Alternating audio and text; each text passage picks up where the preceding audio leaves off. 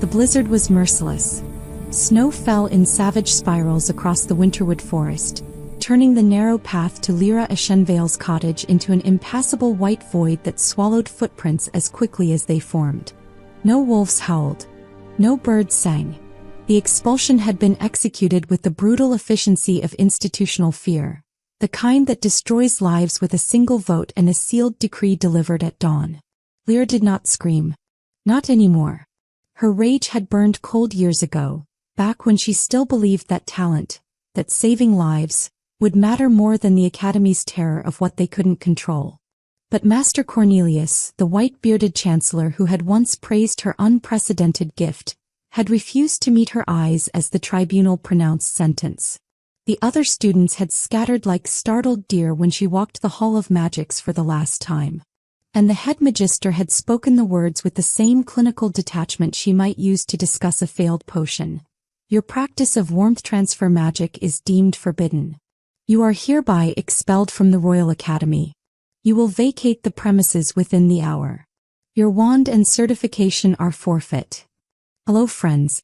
Before we journey deeper into Lira's story, I invite you to subscribe and share in the comments where you're listening from. Your presence here matters. Now let's continue. 3 years of isolation. For possessing a gift that the Academy called dangerously unnatural. 4 hands that radiated heat like summer stones even in deepest winter, and the ability to transfer life-sustaining warmth to the dying when all other healing failed. The satchel slung across Lira's shoulder was pathetically light. It contained 2 wool dresses in drab gray, a bone comb with several teeth missing, a journal filled with her mother's pressed herbs, and a copper ring, the only object that had belonged to her grandmother, the last warmth healer before magic became something to regulate rather than celebrate. Nothing more. Everything she was fit inside that worn leather bag that creaked with each trudge through knee-deep snow. The cottage door groaned open with the wind's push. Lira stepped inside, shaking ice from her dark hair. The fire had died to embers. The silence pressed against her ears like a living thing. She moved to rebuild the flames, because freezing meant surrender, and surrender meant accepting that this, the exile, the loneliness, the world's judgment, was the end of her story. Then the horses came. The sound of hooves cutting through snow was wrong. No one came this far into the winterwood. No one except those who had been cast out, forgotten, or were hunting something they shouldn't be. Lira's hands instinctively warmed, a defense mechanism she'd developed after the expulsion. Heat radiated from her palms, ready to defend or flee. But when the pounding on her door came, it wasn't with fists. It was with the pommel of a sword. Open. By order of the Royal Guard. Captain Thorne stood framed in her doorway, snow clinging to his fur-lined cloak like accusations. Behind him, 6 mounted guards formed a semicircle, their torches turning the blizzard into a cage of orange light. Lira recognized the captain, a grizzled veteran whose face carried the map of 30 years of service to the Wolfhart crown. Miss Ashenvale. His voice carried military precision but something else beneath it. Exhaustion? Desperation? You are required at the palace. Immediately. Lira's laugh was sharp as broken glass. Required? The same kingdom that branded me dangerous now requires my presence. The Alpha King is dying. Thorne's jaw tightened. Every healer in the capital has failed. You are the last option. The words hit like a physical blow. King Marcus Wolfhart, the warrior king who had unified the northern territories, who commanded the largest wolf pack in recorded history, who inspired equal parts fear and loyalty across the realm. Dying. What happened? Lira heard herself ask, though part of her wanted to slam the door in their faces. Hunting accident 4 weeks ago. He collapsed, hasn't woken since. Body temperature dropping daily despite every traditional remedy. Thorne stepped closer, his expression conflicted. The physicians say he needs constant human heat. Someone with exceptional thermal sensitivity. The irony was so bitter Lira could taste it. So the gift you condemned is suddenly valuable when it serves the crown? If he dies, Thorne began.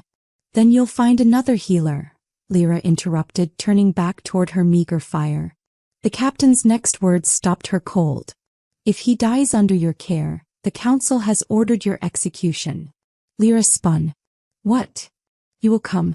You will use your ability to keep the king alive. And if you fail... He didn't finish. He didn't need to. You're forcing me to save the life of a man I've never met under threat of death? Lira's voice rose. I could refuse. I could run. Thorn gestured and 2 guards dismounted, producing iron shackles. Not chains, restraints specifically designed for magic users, inscribed with nullification runes. The council anticipated resistance. You'll come peacefully or you'll come bound. But you will come. Lira looked at her cottage. At the life she'd built from scraps and stubbornness. At the isolation that was terrible but safe. Then she looked at the shackles, at Thorn's conflicted eyes, at the impossible choice being forced upon her. And if I save him, she asked quietly, then perhaps the kingdom will remember that not all forbidden things are evil. Thorn extended his hand, not to restrain but to help her onto his horse. Please, Miss Ashenvale. He's a good man. He deserves a chance. Lira didn't take the offered hand. She grabbed her satchel, pulled on her thickest cloak and walked to the nearest horse. If I do this and survive, I want my certification restored. My place at the academy returned. My name cleared. That's not within my authority. Then find someone whose authority it is. Lira mounted the horse with practiced ease, despite 3 years without riding. Because I'm not dying for a kingdom that threw me away without getting something in return. The ride to the capital took 3 brutal days through snow and ice. Lira learned things from the guards' whispered conversations when they thought she slept. Prince Daemon, the king's half-brother, was positioning himself for succession. Council members were already choosing sides. The royal healer had resigned in shame after failing to help the king. And strangest of all, rumors that the hunting accident might not have been an accident at all. The royal palace loomed before them on the 4th dawn, a fortress of stone and sovereignty carved into the mountainside. Black wolf banners hung limp in the freezing air. Citizens lined the streets in mourning clothes, praying at makeshift shrines. The entire kingdom held its breath, waiting for their king to either wake or die. Lira was led through corridors of ancient stone, past tapestries depicting the Wolfhart lineage's conquests, under archways carved with wolf heads whose eyes seemed to follow her progress. Servants whispered as she passed. Nobles stared with undisguised disdain, the disgraced magic user brought back in chains. Finally they reached the royal wing. The doors to the king's chamber were 12 feet tall, carved oak reinforced with iron, bearing the wolf crest in silver. Captain Thorn pushed them open. The heat hit first. Massive fireplaces blazed on either side of the cavernous room. Candles covered every surface, hundreds of them, their flames dancing like prayers. The Gothic windows stretched nearly floor to ceiling, though heavy velvet curtains blocked out the morning light. And in the center of it all, dominating the space like a fallen monument, stood an enormous 4-poster bed draped in crimson and black. Upon it lay King Marcus Wolfhart. Lira approached slowly, awareness prickling along her spine the way it always did near death. She'd felt this before. In hospices, in her mother's final hours, in the moment before the academy expelled her for trying to save a dying student against their protocols. But this was different. King Marcus was magnificent even in stillness. His skin, naturally rich and dark, had taken on an ashen pallor that spoke of failing circulation. His black hair fell across the pillow in stark contrast to the white linen. Strong features, sharp jaw, high cheekbones, a mouth that probably commanded armies with ease, were now slack with unconsciousness. But his hands drew her attention most. Large, scarred hands that told stories of sword practice and survival. Warriors' hands that now lay motionless atop the coverlet, fingers slightly curled as if grasping for something just out of reach. Lira removed her gloves and placed her palm against his throat, feeling for his pulse. The cold shocked through her, not the temperature of living flesh but something closer to stone in winter. Yet beneath it, barely perceptible, a stubborn heartbeat persisted. Slow, weak, but fighting. He's still in there, Lira whispered, more to herself than the assembled council members she'd just noticed lurking in the shadows. Fighting. How can you possibly know that? Demanded an elderly man in expensive robes. Lord Halvard, she would later learn. Lira couldn't explain the certainty. The way warmth called to cold, the way life recognized life even when it flickered like a candle in the wind. She'd always known when someone could be saved and when they were already gone, no matter what their body pretended. I just do. A woman stepped forward, Lady Moira, sharp-eyed and calculating. The terms are simple, healer. You will remain in this room. You will use your gift to keep the king's body warm. You will not leave except under guard escort. And if he dies, I'll be executed. Yes, your captain explained. Lira met the woman's gaze without flinching. Understood. The council members withdrew like shadows retreating from light, leaving only 2 guards at the door and a court physician, an exhausted-looking man named Garrett, to observe. Lira was alone with the dying king. She rolled up her sleeves, her hands already beginning to glow with the warmth magic she'd suppressed for 3 years. Time to see if forbidden magic could accomplish what acceptable healing could not. Time to save a king or die trying. The first thing Lira learned about saving a dying king was that it required breaking every rule of propriety she'd ever been taught. She couldn't maintain contact through layers of formal clothing. The warmth transfer wouldn't work through velvet doublets and ceremonial silks, which meant she needed skin-to-skin contact. Her hands against his chest, his neck, the pulse points where life flickered weakest. Physician Garrett watched with clinical detachment as she carefully unfastened the elaborate fastenings of the king's formal attire. You've done this before. My mother was a healer. Before the academy decided warmth magic was too dangerous to exist. Lira's hands moved with practiced efficiency, exposing Marcus's chest. More scars here. A life written in violence survived. She taught me that saving lives matters more than preserving modesty. She placed both palms flat against his sternum. The cold bit into her skin like a living thing, hungry and hostile. But beneath it, there, that stubborn pulse, that refusal to surrender. Lira closed her eyes and let her gift unfurl. Warmth poured from her hands in waves, golden and gentle. Not the searing heat that could burn, but the sustaining temperature of summer earth, of hearthstones in winter, of life itself. She felt it flow from her core through her arms into his body. Felt his temperature rise incrementally. Felt his heartbeat strengthen from threadbare to merely weak. The cost was immediate. Her own body temperature dropped as she gave him her warmth. Sweat beaded on her forehead despite the sudden chill racing through her limbs. Her breath misted in the overheated room. Your lips are turning blue, Garrett observed, moving closer with a blanket. It's part of the process. Lira's voice came out strained. I transfer my warmth to him. Then I need to recover by the fire before the next session. It's a cycle. How long can you maintain this? As long as it takes. She worked through the night in shifts. 30 minutes transferring warmth, 15 minutes recovering by the massive fireplace, wrapped in furs and drinking hot broth that Garrett prepared. Then back to the king's side, hands pressed against cooling skin, giving everything she had to keep death at bay. Somewhere around the 3rd hour she stopped thinking of him as the king and started thinking of him as Marcus. Just a man. Vulnerable. Dependent. Fighting a battle no one else could see. She talked to him during the sessions. Partly to stay awake, partly because silence felt like giving up.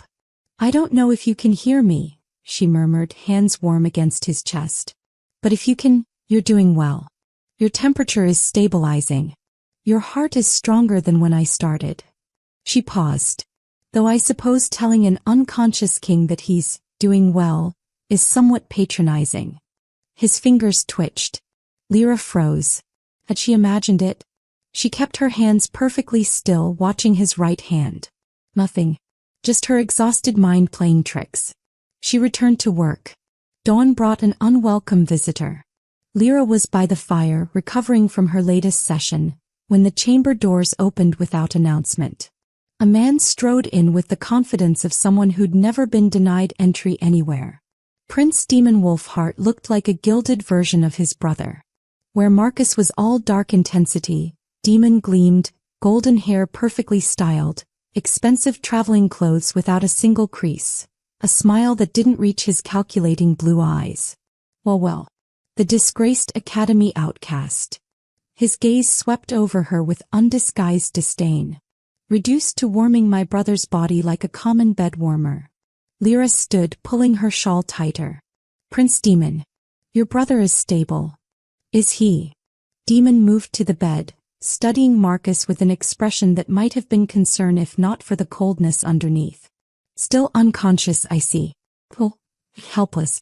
How very tragic. Something in his tone made Lira's skin prickle. The way he said helpless carried too much satisfaction. The physician believes there's been improvement, she said carefully. The physician believed many things. Most of them wrong. Daemon circled the bed like a predator assessing prey. Tell me, healer, how long do you think you can keep this charade going? Weeks? Months? The kingdom cannot wait indefinitely for a king who may never wake. He will wake. Your confidence is touching.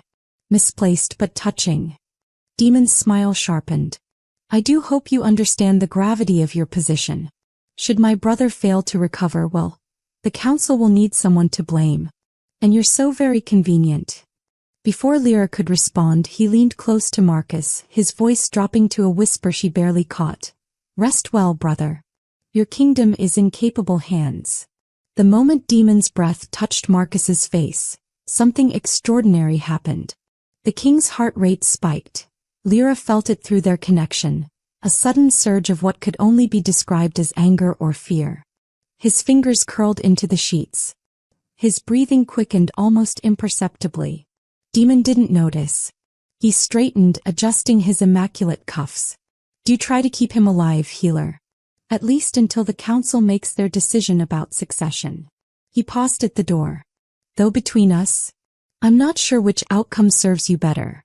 His death or his recovery. Either way you lose. The door closed behind him with a soft click that felt like a threat.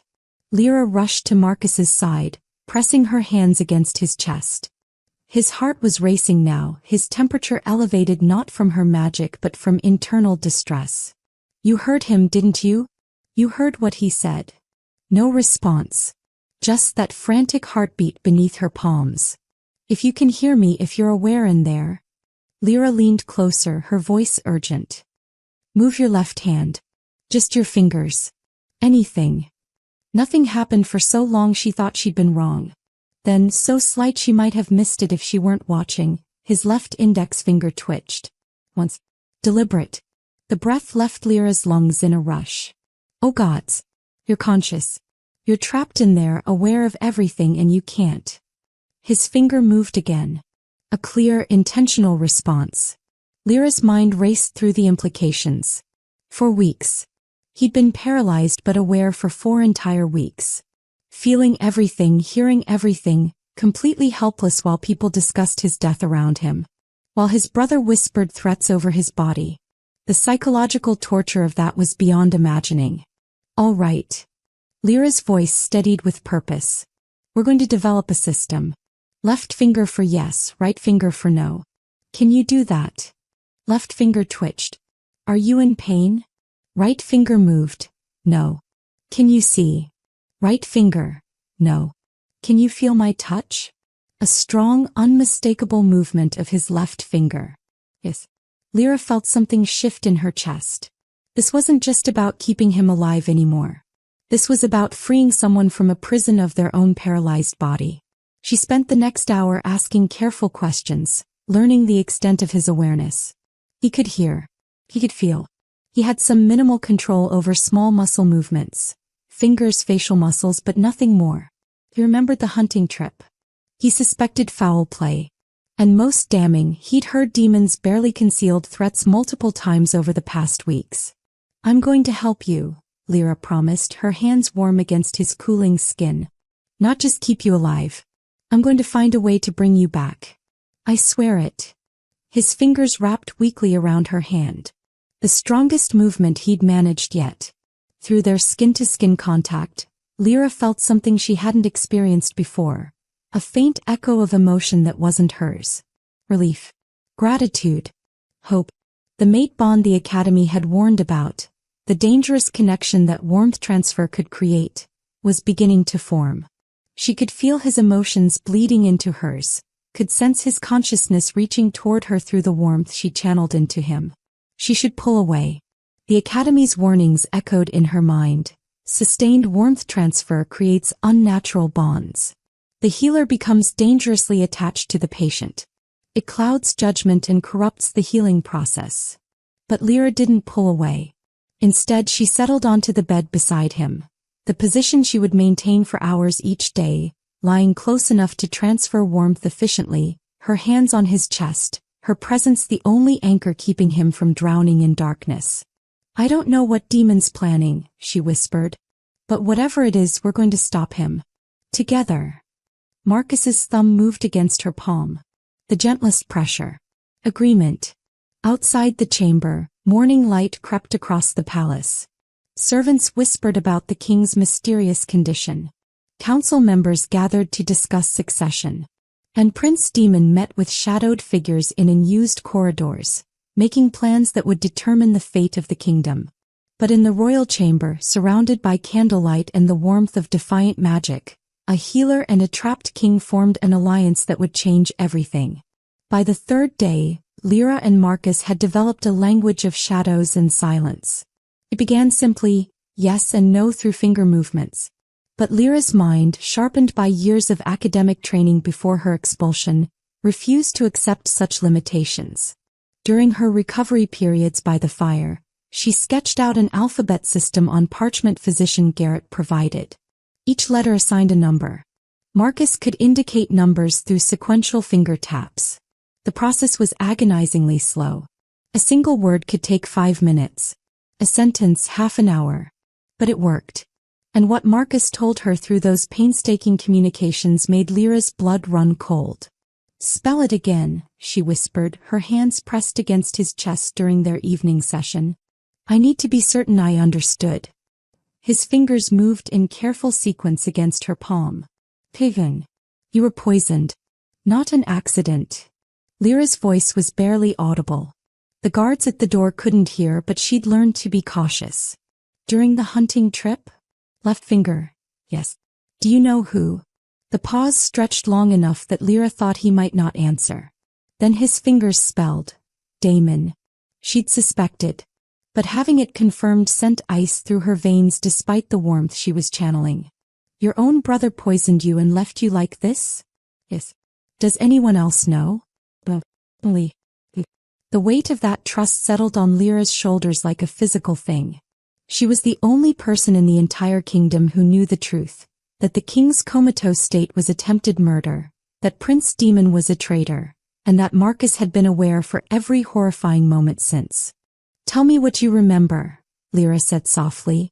"Everything." Over the next hour, through finger taps and yes-no questions, Marcus revealed the nightmare he'd endured. The hunting trip had been Daemon's suggestion, a brotherly reconciliation after months of political tension. They'd ridden into the northern hills with a small party. During a rest stop, Daemon had offered Marcus a flask of spiced wine.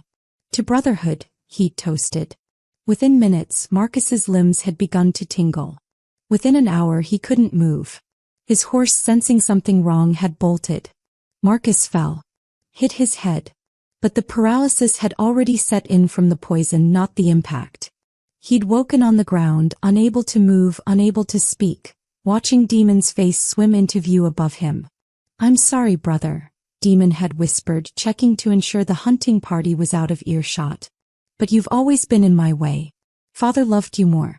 The council respects you more. And that mate bond nonsense you've been considering, taking a common-born woman as queen? Unacceptable. The Wolfhart line requires better." Marcus spelled out the next part slowly, his finger movements shaking with suppressed rage. "He left me to die." Daemon had arranged for the hunting party to discover Marcus an hour later. By then hypothermia was setting in. The head injury provided perfect cover. Everyone assumed brain trauma caused the coma. No one suspected poison because no one thought to look. "And you've been conscious this entire time?" Lira asked, horror washing through her. "Yes." "Hearing everything? Feeling everything?" while Daemon visited and pretended to grieve. His fingers spelled worse. He gloats. Lira remembered Daemon's visit that first morning, the barely concealed satisfaction in his voice. The way he'd whispered over Marcus's body, believing his brother couldn't hear. How many times had he done that over 4 weeks? How many threats and celebrations of his coming coronation had Marcus been forced to endure, trapped and helpless? We need proof, Lira said, her healer's mind shifting to strategic thinking. Without evidence, it's your word against a prince. And you can't even speak. Marcus's response was immediate. Library. The library? What's there? Records. Poison. Cure. Understanding dawned. You think there are texts about this specific poison? Something that might mention where it comes from, who could make it? Yes. And possibly a cure? His fingers squeezed hers with more strength than before. Hope transmitted through touch. The next morning, Lira approached Physician Garrett during his daily examination of the king.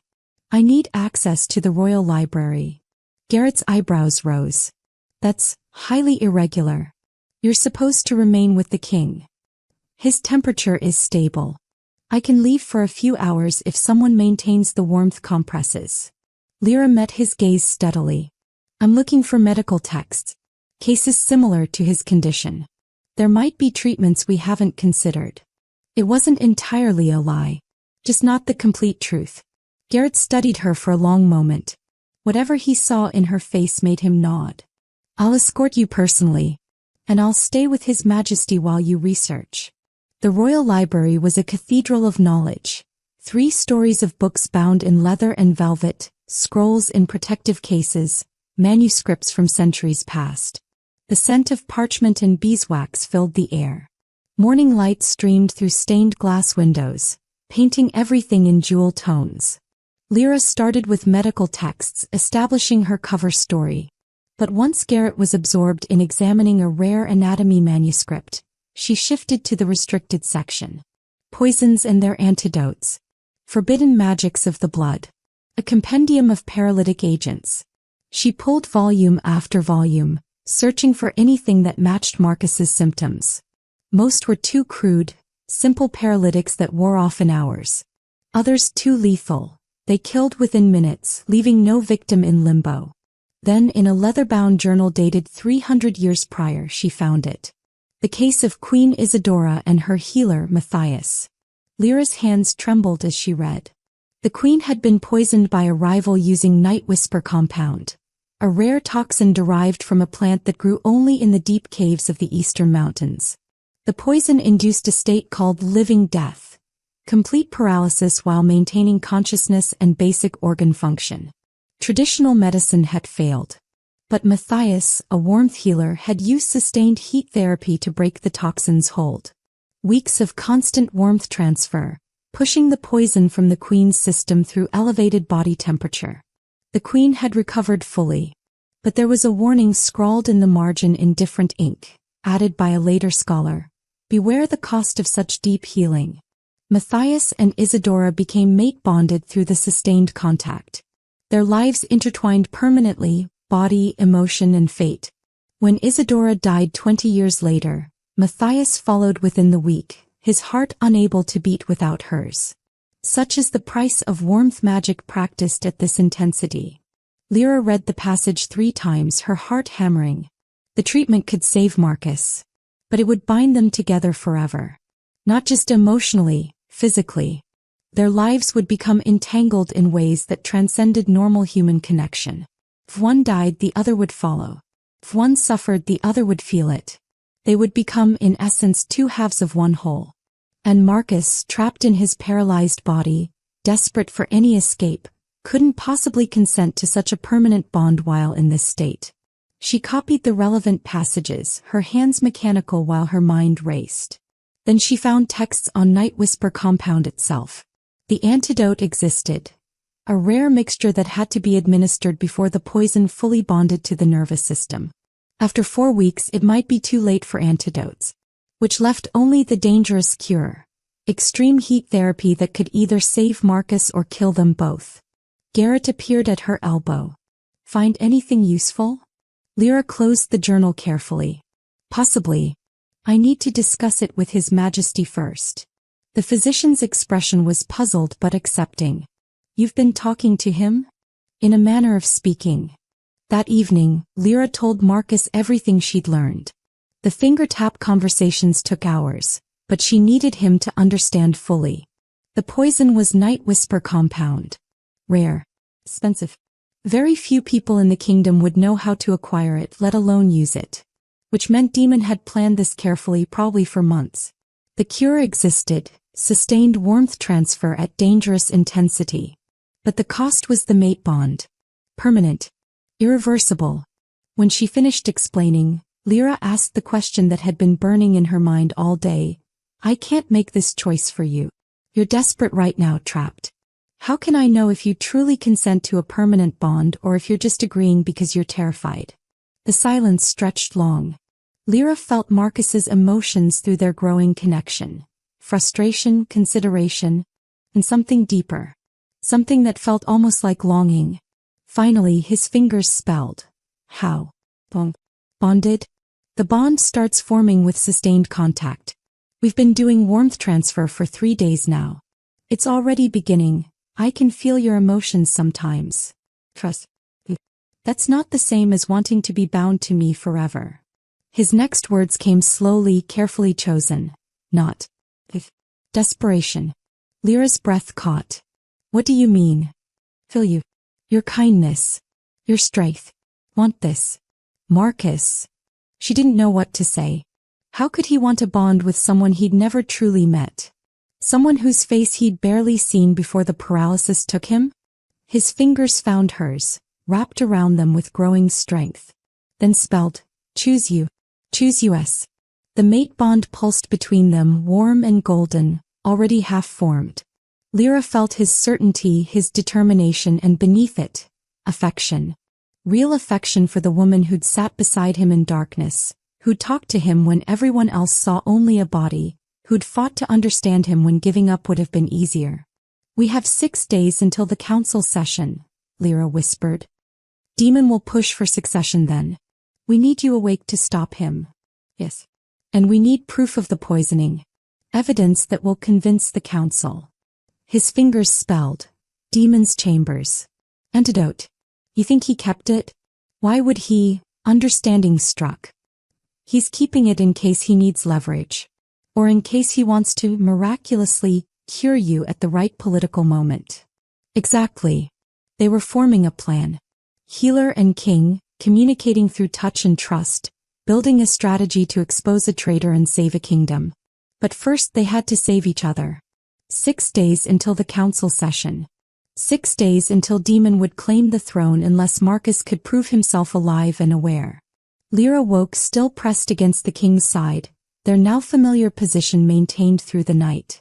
She'd stopped returning to the guest quarters 3 days ago. Leaving Marcus alone felt increasingly wrong as their bond deepened. His body temperature remained stable only with near-constant contact.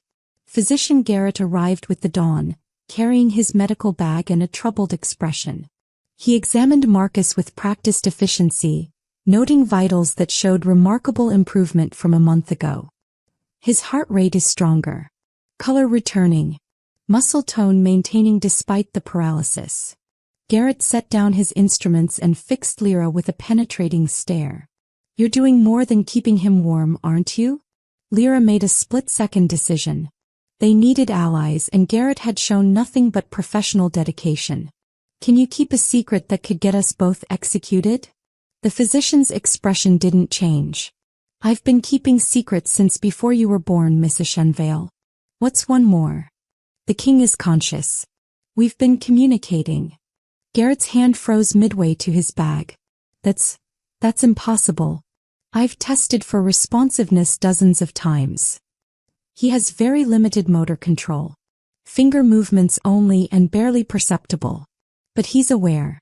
He's been aware since the accident. Lira gestured to Marcus. Show him. She asked the question, Your Majesty, can you hear us? Marcus's left index finger lifted from the coverlet. Once. Clear. Deliberate. Garrett staggered backward, gripping the bedpost for support. Merciful gods. 4 weeks. He's been conscious for 4 weeks. The implications seem to hit him all at once. The things we've said around him. The discussions about succession, about his prognosis, about, oh gods. There's more, Lira said. He wasn't injured in a hunting accident. He was poisoned. She explained everything. The Night Whisper compound, Daemon's involvement, the antidote that might exist in the prince's chambers. Garrett listened with the intensity of a man whose entire understanding of a situation was being rewritten. When she finished, he sank into a chair, removing his spectacles to clean them. A nervous gesture Lira had learned meant he was processing something significant. I examined him the night they brought him in, Garrett said slowly. I noted the symptoms didn't quite align with head trauma. Hypothermia, yes. But the specific pattern of paralysis. I mentioned it to Lord Halvard, but he dismissed it as shock from the fall. Daemon made sure everyone believed the fall caused everything, Lira said. Garrett replaced his spectacles, his expression hardening. If Prince Daemon poisoned the king, that's regicide. High treason. The punishment is execution. He stood, moving to Marcus's side. Your Majesty, I pledge my service to exposing this crime. Whatever you need. Marcus's fingers tapped against Lira's palm, the signal they'd developed for gratitude. We need evidence, Lira explained. Something concrete that proves Daemon had access to the poison. Then we gather evidence. Garrett's voice carried the determination of a man who'd found purpose. Starting now.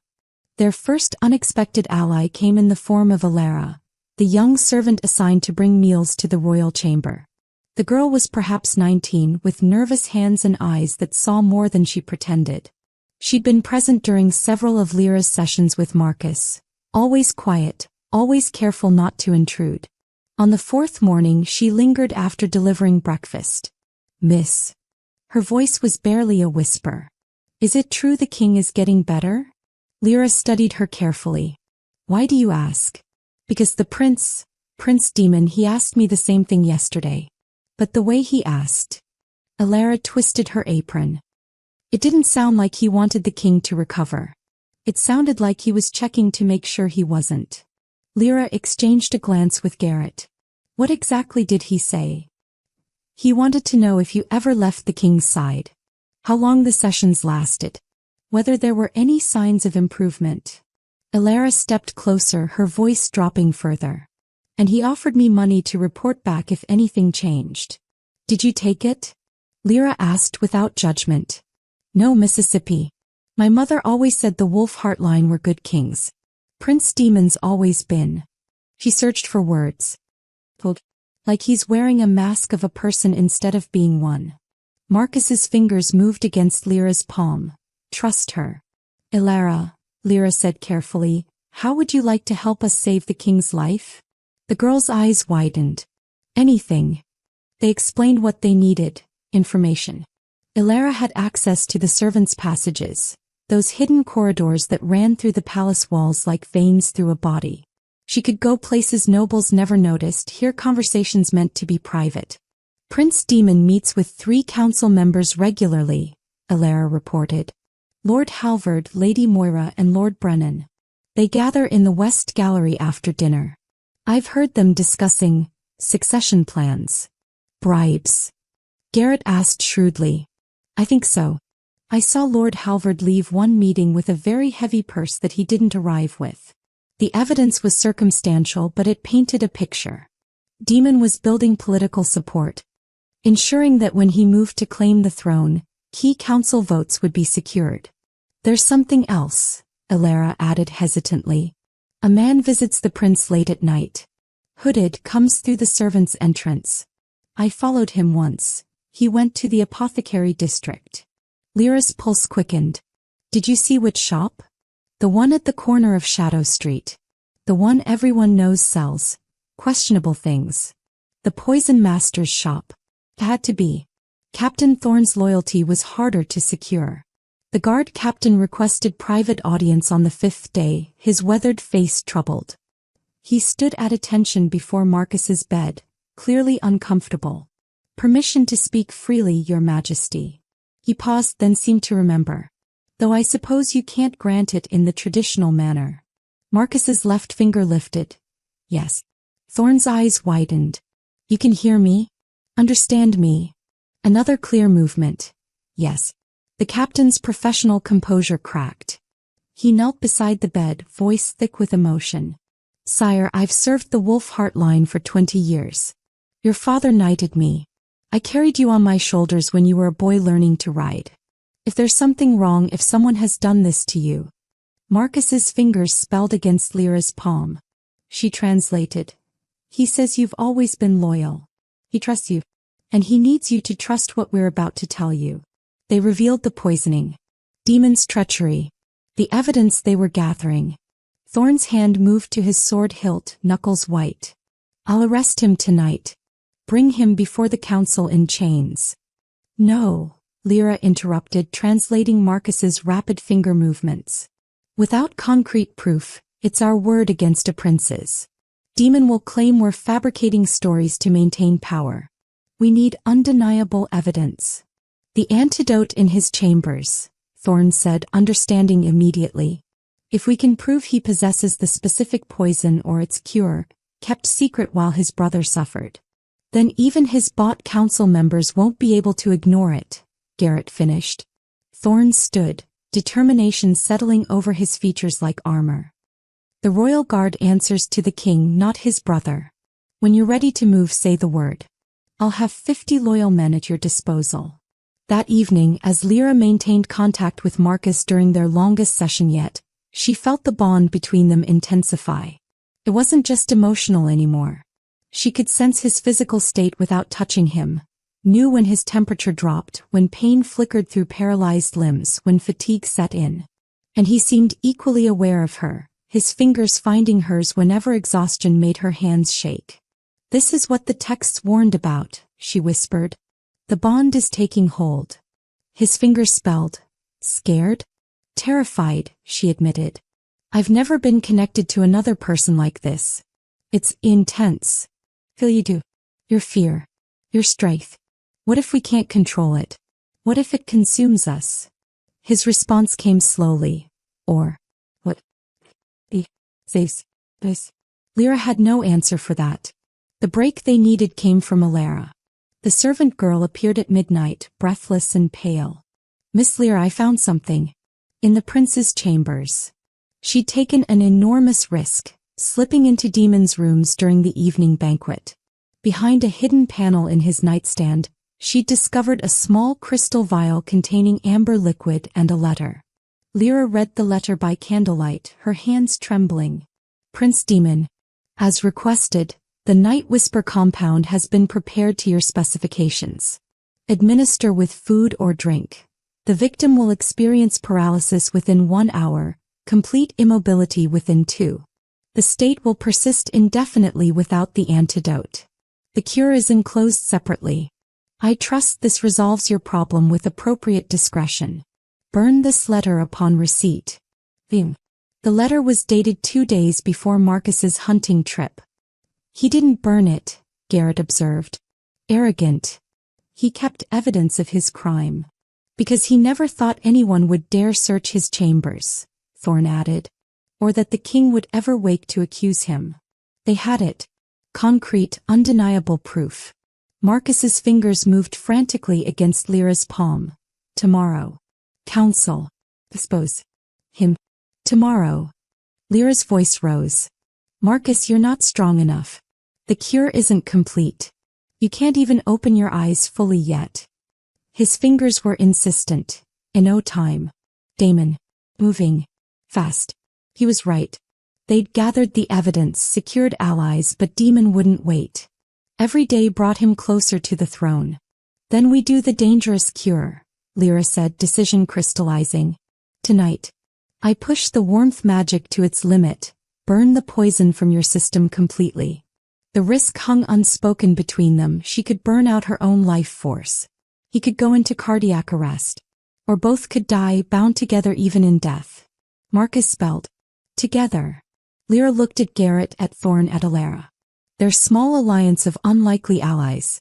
Get me everything you need for emergency intervention. Ice baths, cardiac herbs, Anything that might save us if this goes wrong. As they prepared, Lira positioned herself beside Marcus, hands over his heart. The bond between them pulsed golden and warm, visible now to anyone watching. "If we survive this," she whispered, "you owe me a proper conversation." The smallest twitch at the corner of his mouth, an attempted smile. Then Lira closed her eyes and let her magic blaze.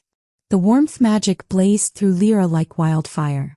She channeled everything she had into Marcus, not the gentle, sustaining heat of the past days, but searing intensity that made the air shimmer around them. His body temperature spiked rapidly. Too rapidly. Physician Garrett monitored with alarm as the king's skin flushed hot beneath Lira's palms. 104 degrees, Garrett called out. 105. Lira, his heart.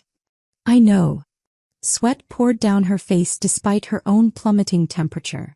She could feel Marcus's system at war with itself. The poison fighting back, his paralyzed muscles seizing, his consciousness struggling against the onslaught. Through their bond, his pain crashed into her like waves against stone. But she pushed harder. The ancient text said the poison had to be burned out completely or it would reassert control. Half measures meant failure. Marcus's back arched off the bed. His eyes flew open, truly open for the first time in weeks, amber and blazing with agony and determination. A strangled sound escaped his throat. Not words. Not yet. But vocalization. Progress. "That's it," Lira gasped, her vision blurring. "Fight it. Burn through it." The golden glow of their bond became blinding. Garrett shielded his eyes. Thorn stepped back, hand on sword hilt as if he could fight this magical battle with steel. Lira watched from the doorway, tears streaming down her face. Then Lyra's strength gave out. She collapsed across Marcus's chest, her body temperature dangerously low, her magic completely depleted. The last thing she felt before darkness claimed her was his arm, wrapping around her waist with real strength, holding her against him. Lira woke to find herself tucked under heavy furs, a roaring fire warming the chamber. Disoriented, she tried to sit up. "Easy." The voice was rough and used but unmistakably real. "You've been unconscious for 6 hours." She turned her head. Marcus sat in a chair beside the bed, sat upright without support, dressed in a simple white shirt and dark trousers, his amber eyes focused and aware. "Weak, yes." His hands trembled slightly. "But awake. Conscious. Free." Lyra's voice cracked. "You can speak." "Barely." He managed a slight smile. "My voice sounds like rusted hinges. But yes. Thanks to you." The mate bond hummed between them, no longer just warmth but a living connection. Lira could feel his exhaustion matching her own, his relief, his gratitude, and beneath it all, affection that made her breath catch. "We did it," she whispered. "You did it. I just survived what you put me through." His attempted humor was undercut by the emotion in his eyes. "Lira, what you risked was worth it." She reached for his hand. "We're bonded now. Completely. I can feel you even without touching." "I know. I feel you too." His fingers intertwined with hers. "Your exhaustion. Your fear that this won't be enough to stop Daemon." Because that was the truth hanging between them. Marcus was awake but weak. Daemon still had political support, the evidence, and tomorrow's council session looming. Physician Garrett entered with a tray of broth and bread. "Ah, both patients awake. Excellent. You'll both need to eat and rest before tomorrow's confrontation." "There's no time for rest," Marcus said, his voice gaining strength with use. "Daemon's hosting a banquet tonight. Consolidating support before the council session. We need to move now." Captain Thorne appeared behind Garrett. "The banquet begins in 2 hours, Your Majesty. Most of the council will be in attendance. Palace security will be focused on the Great Hall, which leaves Daemon's private chambers vulnerable," Marcus finished. His strategic mind was clearly intact despite weeks of paralysis. "We need that vial and letter. Physical evidence." "Lira already retrieved them," Lira protested. "We have copies." "Copies can be dismissed as forgeries." Marcus's jaw set with determination. We need the originals. And I need Daemon to confess, preferably in front of witnesses. The plan took shape quickly. Lira would use the servants' passages to access Daemon's chambers during the banquet's height. She'd retrieve the vial and letter, the originals this time. Meanwhile, Marcus would make a calculated appearance at the banquet itself. You can barely stand, Lira objected. How are you going to? With your help. Marcus met her eyes. The bond works both ways. I can draw strength from you just as you sustain me. If we maintain contact, I can manage. It was risky. Showing himself before they had irrefutable evidence could give Daemon time to destroy what remained. But the alternative, waiting another day while his brother consolidated power, was worse. The banquet was already underway when they prepared to move. Music drifted up from the great hall, along with the murmur of noble conversation and the clink of expensive crystal. Garrett helped Marcus into formal attire. Black velvet jacket with the silver wolf crest, dark trousers, polished boots. Every movement was carefully controlled, hiding the tremors of recovery. Lira dressed in a simple gown Lira had procured, deep blue, modest but elegant enough for court. Ready. Marcus offered his arm. Lira took it and immediately the bond flared. Strength flowed from her to him, stabilizing his movements, steadying his breathing. The cost was immediate, her own energy draining faster than normal. But together they could manage. Lira slipped away toward the servants' passages, carrying lock picks and a small bag. 15 minutes, she promised. In and out. They gave her a head start, then Marcus and Lira made their way toward the great hall. Servants they passed stopped mid-task, mouths falling open. Guards snapped to attention. Words spread like fire through dry grass. The king was awake. The king was walking. At the entrance to the great hall, Thorn waited with a dozen loyal guards. On your word, sire. Marcus nodded. When I give the signal. The great hall doors opened. The music stopped mid-note. Conversations died like snuffed candles. 300 faces turned as one toward the entrance where King Marcus Wolfhart stood, pale but upright, leaning on the arm of the disgraced healer, but unmistakably alive and conscious. At the head table, Prince Daemon froze with a wine glass halfway to his lips. For one unguarded moment, pure shock and horror crossed his features before the mask of brotherly concern slammed into place. Marcus. Daemon set down his glass, rising with every appearance of joy and relief. Gods be praised. You're awake. This is miraculous. He moved toward them, arms spread as if for an embrace. Marcus stood his ground. Hello, brother. His voice carried through the silent hall. Surprised to see me? Surprised? I'm overjoyed. Daemon's performance was flawless. Just the right amount of emotion, the perfect balance of shock and happiness. The physician said you might never wake. This is beyond anything we hoped for. I'm sure it is. Marcus's tone was pleasant, conversational. Only Lira felt the tension vibrating through him via their bond. Particularly surprising since you were told this morning I showed no signs of improvement. A flicker of something crossed Daemon's face. Yes, the reports have been discouraging, which makes this recovery all the more remarkable. Lord Halvard stepped forward from the crowd. Your Majesty, this is wonderful news. But you must be weak. Should you perhaps return to your chambers? I'm quite comfortable here, thank you. Marcus's grip on Lira's arm tightened slightly. She channeled more strength to him, feeling her own reserves depleting. In fact, I have something to share with the assembled council. A matter of some urgency. Lady Moira exchanged glances with Lord Brennan. The 3 council members Daemon had been courting looked nervous. Perhaps this can wait until you've fully recovered, Daemon began. It can't. Marcus's voice hardened. You see, I remember everything, brother. Every single moment since the hunting trip. Including what you said to me when you thought I couldn't hear. The hall erupted in whispers. Daemon's mask slipped again just for a heartbeat. You've been through terrible trauma, Marcus. Sometimes the mind creates false memories. Does it create physical evidence as well? The doors burst open. Lira rushed in, breathless, holding a small wooden box. Behind her, two of Thorn's guards. She ran straight to Marcus, presenting the box like an offering. Inside, the crystal vial of amber